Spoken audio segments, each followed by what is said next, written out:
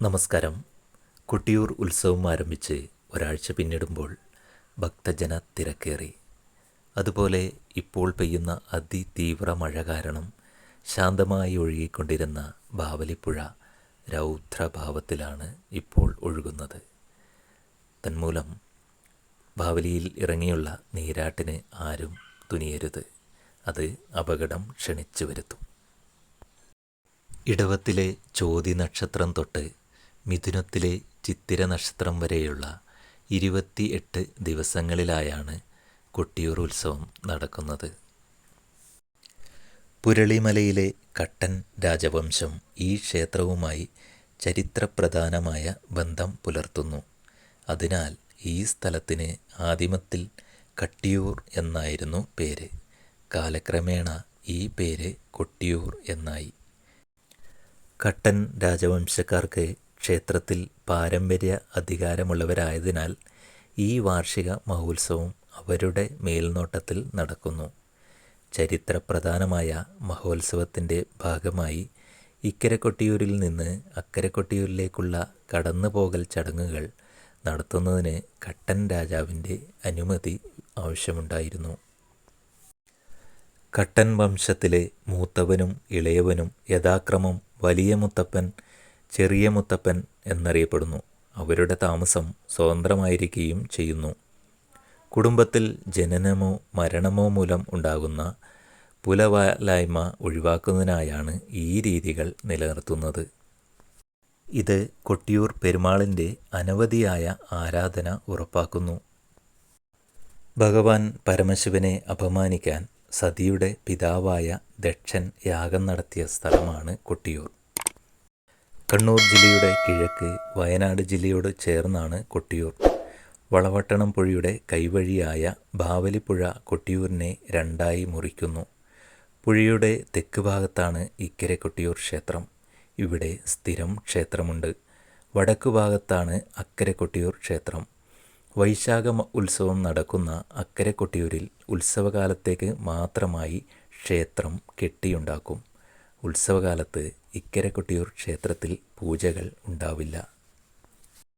ദക്ഷയാഗം നടന്ന സ്ഥലമാണ് കൊട്ടിയൂർ എന്ന് നമുക്കെല്ലാം അറിയാം. പരമശിവനെ സതി വിവാഹം ചെയ്തത് ഇഷ്ടപ്പെടാത്ത സതിയുടെ പിതാവ് ദക്ഷൻ 14 ലോകത്തെ ശിവനൊഴികെ എല്ലാവരെയും ക്ഷണിച്ച് യാഗം നടത്തി. ക്ഷണിച്ചില്ലെങ്കിലും സതി യാഗം കാണാൻ പോയി. അവിടെ വെച്ച് പരമശിവനെ ദക്ഷൻ അവഹേളിച്ചതിൽ ദുഃഖിതയായ സതീദേവി യാഗാഗ്നിയിൽ ചാടി ജീവനൊടുക്കി. അക്കരെ കൊട്ടിയൂരിൽ നമുക്ക് അമ്മാറക്കല്ല് തറ കാണാം. സതീദേവി ആത്മാഹൂതി ചെയ്ത ഇടമാണ് ഇത് എന്നാണ് വിശ്വാസം.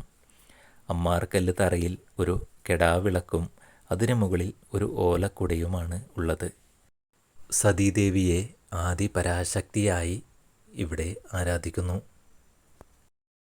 സതീദേവി ആത്മാഹൂതി ചെയ്തത് അറിഞ്ഞ് കൈലാസത്തിലിരുന്ന് പരമശിവൻ കോപാകുലനായി ജട പറിച്ചെടുത്ത് നിലത്തടിച്ചു.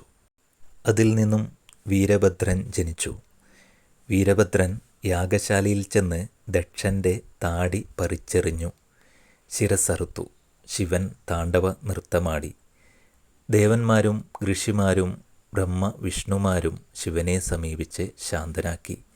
ദക്ഷൻ്റെ തല അതിനിടയിൽ ചിതറിപ്പോയതിനാൽ ആടിൻ്റെ തല ചേർത്ത് ശിവൻ ദക്ഷനെ പുനർജീവിപ്പിച്ചു. യാഗവും പൂർത്തിയാക്കി. പിന്നീട് ആ പ്രദേശം വനമായി മാറി. വെള്ളത്താൽ ചുറ്റപ്പെട്ട ക്ഷേത്രമുറ്റം തിരുവഞ്ചിറ എന്നാണ് അറിയപ്പെടുന്നത്. മണിത്തറയും വെള്ളത്തിലും കരയിലുമായി കെട്ടിയുണ്ടാക്കിയ പർണശാലകളും കുടിലുകളും ചേർന്നതാണ് താൽക്കാലിക ക്ഷേത്ര സമുച്ചയം.